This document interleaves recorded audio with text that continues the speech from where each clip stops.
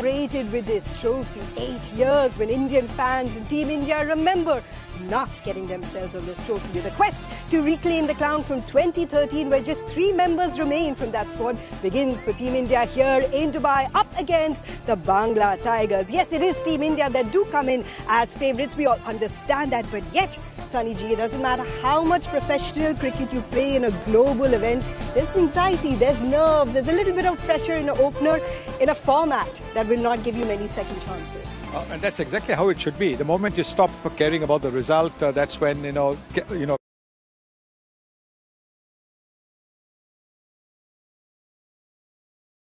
Mohammad Shami, the person for the big occasions, your persons for big occasions there, Robin Uthappa as well. You've got the perfect power play from a fielding unit point of view. You've sent half the team back to the pavilion, and somehow those 2 drop catches, especially after India had a fielding session yesterday, just kind of propelled them towards a... Let's just nudge the ball around. Let's see where we get to. And the beauty of one-day cricket is that you can do that. And I think in that pursuit, they found themselves in a way that they put on a great partnership. And then once that partnership is put up, you set up a foundation again. You won't get to the score you want to get to, but you'll get to a respectable one. And that's exactly 40th over, I reckon, in one-day cricket is the easiest phase. And Hridoy did today. They just kept it really simple, really basic, and stayed disciplined with it. And they were able to do that with just true panache. And when they did that, you can, at the back end of it, you suddenly feel like the bowling side starts trying too hard. They're desperate for a wicket. They make a few errors. They're willing to take a little bit of a risk, toss the ball up. And then these people are not taking a risk. They're like, okay, toss the ball up, less percentage is a boundary there. Let's chip it over his head. And they started doing that. Pressure back on the bowling side. But then they know, the bowling side knows that when 5 wickets are down, they're 1 wicket away from getting to the tail. So then India kept India in the chase as well, right? And I think the fielding kind of slightly let them down. I can assure you, this is not the easiest ground to field at. Yeah. The ball goes up, there's a lot of wind. You don't necessarily see it. The weather is great, by the way. For us. On the side as broadcasters. Yeah. I can assure you guys, that cramp that Hridoy got was more of a lack of magnesium or water in his body than for the weather. The weather is beautiful out here. As according to Dubai standards, it's great. But we still consider this winters. Well, because you're a citizen now. I mean, precious moments for Hridoy. They are made in international century, the perfect opportunity to get it. But I mean, the second fastest to 200 ODI wickets. He's got more than them. Virtually 60 of those wickets have come in global tournaments. Give them that time and that space to just find that rhythm. And I think that's what this team management has done. They've given them time to find his rhythm, slowly inserted him into these games, not giving them 10 overs from the get-go, 5 overs, 6 overs, 7 overs, and then back at 10 overs at the most important tournament. This, he will again take a lot of confidence from this. His areas have been great, on the button at all. As well as the most wickets as far as India is concerned in these global events. But we tend to forget when we see Mohammad Shami in this fashion, at least with numbers, the break period, the recovery. I mean, we hadn't been playing such a high level of competitive cricket to the World Cup last year, November 2023. So that process of keeping your intensity can be very challenging for a fast bowler. Do you see the old versions of Mohammad Shami? Do you feel that he's still picking up a gear? Well, yeah, I think he's still as effective. I don't think the effectiveness has ever gotten lesser. I think it's only improved. I think the more key, and the fact that this, I reckon, in team sport, probably the hardest skill to execute, fast bowling. The amount of stress the body takes, these guys are built differently. And if they're really good and they've got their game sorted out for them, got to really take care of them. Robbie, you've seen this transition now in the Indian team, being part of the dressing room, from specialist to now putting value and trust in your all-rounders, and the rise of Akshar Patel, his stocks, especially for India in the last couple of years, the responsibility that he's taken on, the ability to utilize him in the power play with the ball as well. Yeah, absolutely. I think he's really versatile and with Jadeja being one of the main holds, the strong holds there in that side as a left-arm spinner all-rounder. There was always reluctance to actually bring another left-arm spinner of the same stock into the 11. But now, with the thinking that's changed, it's like the more we have, the merrier. We have 3 all-rounders in a one-day setup. When is the last time India had 3 quality all-rounders in the 11? it augurs so well for the side. The flexibility with Akshar at the bat, they've used him as a floater. Look, it's an important game from India's perspective because, you know, New Zealand have a healthier net run rate with their victory yesterday. So you want to pick up points here to build up for the high-pressure game that will be against arch rivals Pakistan on the 23rd. That is something that we're all excited to see because the greatest rivalry returns on. Taking a move like this, India versus Pakistan. I mean, every single chapter brings with it new memories, new hopes, new anticipations. Oh yeah, absolutely. I think this one's going to be an interesting one as well. I think every game has its own story. In fact, we were sitting with Waqar Yunus yesterday and we were talking about how the game in Bangalore in 1996, I was 11 years old. That inspired you? That inspired me. That was the day I was telling. That was the day I was like, I'm going to play for the Indian team. Because the intensity, the experience of it is just something else, right? And then it brings something out of you if you really have a hunger for the game. And I think every kid who aspires to play for India or Pakistan should go and experience an India-Pakistan game at the venue. Because it actually brings something out of you. And I think every game, like you said, actually has a story to it. And he was sharing his experience of what that story was in 1996 for him. You know, back in that time, getting hit for 2 sixes whilst being one of the fastest bowlers in the world is an abnormality. It doesn't happen. And so he was talking about how he was navigating through those emotions in his story there. Similarly, in 2003, there's a story. In 2007, there's a story. In 2011, there's a story. And so on and so forth. And I think every game will have its own narrative. I think the next one will have a strong one as well. It's folklore. Players that play this get an opportunity to be heroes, to script their own chapters. We've seen so many great players engage between India and Pakistan clashes on the field. Off the field now, when they meet, we had a special screening with Jatin Sapru conducted with some of the greats from India and Pakistan, where we can say, thank you Pakistan, but jeetega India. Such great players have played this game, such enthralling heroes that we all looked up to. I mean, it's every single chapter from that perspective. So India know before they start thinking about Pakistan, you have to achieve 229 runs here against Bangladesh. A lot of it falls on the hitman, Rohit Sharma, in this different mode that has been activated from him. There was never any question about his form in this one-day format, just fresh off a 30-second ODI century. I think, you know, the question of form was there maybe in Australia, but with white ball cricket you knew that he'd found a method to his madness. And I think that there's a lot more familiarity with that. With Test cricket there's a lot more of a technique that's involved. You can kind of evade that for a little bit.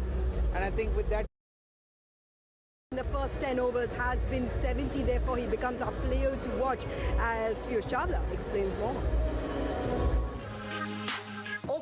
It's extraordinary because India's run rate has been one of the best, I mean second best really ever since 2023. So much has to do not just with Rohit Sharma's approach, but the supplementation of Shubman Gill standing beside him, new generation next whose consistency, who averages 60 in one days. Watching them together has been quite pleasing as this partnership for India. It's been phenomenal, to be honest. And I think the fact that Shubman Gill and Rohit Sharma's approach to the game complement each other so much.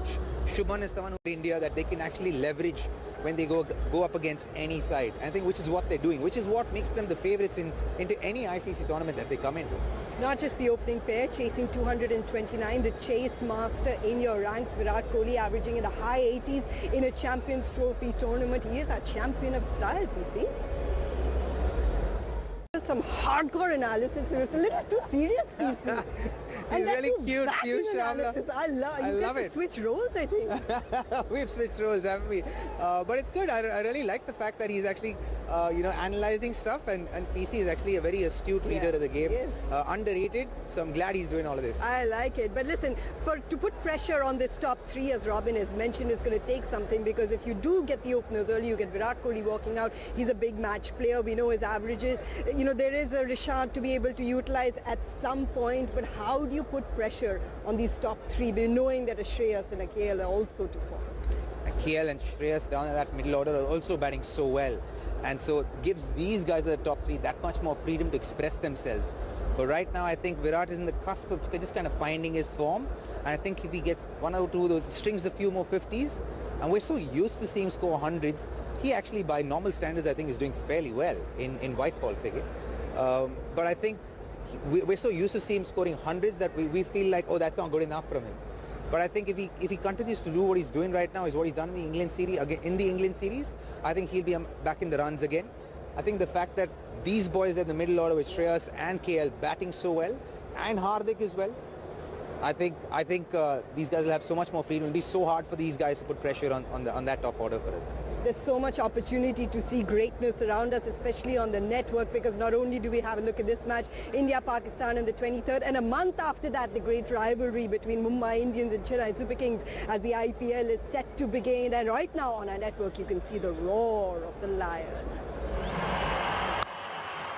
India, besides that, this is a format, as we've been discussing, Robin, it gives you really no chances. You know, you've got to be able to capitalize on everything. You don't want to be dropping points. So an important victory from that perspective, even though there were a few nervy moments. There certainly were a few nervy moments, especially in those middle overs, weren't they? I just felt like, okay, going a little slow after the first 10 overs. We were going at about 65, 66 in the first 10, and then after Rohit got out, it really slowed down. We were, I think, 20 runs after that in the next 10 overs, and then it slowed down a little further before they began crawling back into the game. And once they clawed their way back into the game, I think they understood it's about staying calm and just building a partnership and taking it closer and closer.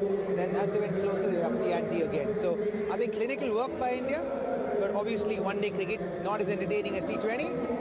Can be boring, but it's highly gratifying as a batter. Well, as you said,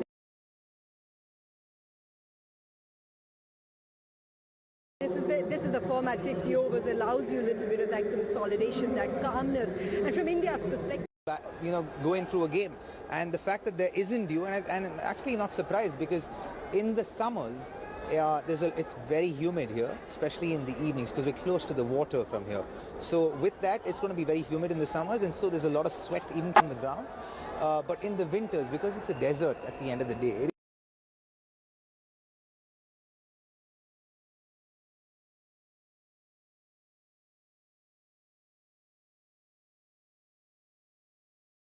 goes to fourth. So someone who showed that sort of consolidation and just showed that patience with the wicket and the way that it was behaving was Shubman Gill.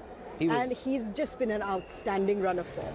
Yeah, stand out, and the fact that it goes a long way. It's not necessarily easy if you just have a look at the way that he's played this wicket to be sandwiched between two of India's pillars, two of India's most iconic players. But he understands his game and his areas very well now. Yeah, and then that actually defines why he played more square of the wicket, is because the nature of the wicket is so slow, so you have to wait that much longer to play more square of the wicket. And the lengths that they also bowled were pretty good. So they bowled great areas, had to wait for the ball to come to his areas, nudge the ball into those open spaces that were available. In career as an opener, that too in India, but he's pleased more so with the fact that this is 100 in a global tournament of a Champions Trophy. That is what he's wanted, that's what he's yearning for. Robbie, we look back at India's bowling and batting, and you can signify as the power play overs essentially being the difference. Once again, Rohit Sharma's conviction to a little bit of attrition right at the start, India scoring at almost 7 in the first 10 has ended up being the difference. Absolutely. I think the fact that he's so clear with his approach, it just makes it so good a little bit. But with Shubman and Rohit, it felt like they were dictating terms. They really are the modern masters. They're part of the Sublime Six, the Super Six that we've been talking about in this Champions Trophy. Rohit Sharma finds himself yet on another list where he's moved on. It's the 11,000 club that he's welcomed himself into, and that's some extraordinary Indian players on the list to read. Them is phenomenal.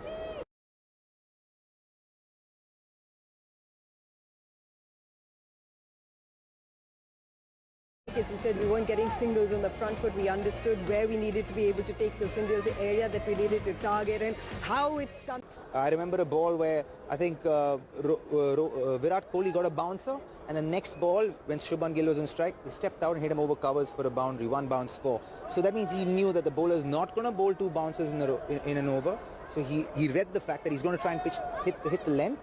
So just let me watch the ball hold shape, and that's exactly what he did. He displayed great batsmanship throughout the innings. These were kind of conditions that made it tough for batters just coming in. So we did see Virat Kohli taking a little bit of time. Literally minutes after he gets his first boundary, he gets dismissed to leg spin yet again. And this is just a pattern of dismissals or a pattern of Feeling from the outside. I think it's a matter of time. I think the minute he frees his head up and just goes out there and expresses himself, I think the runs will flow. I do think there's a slight technical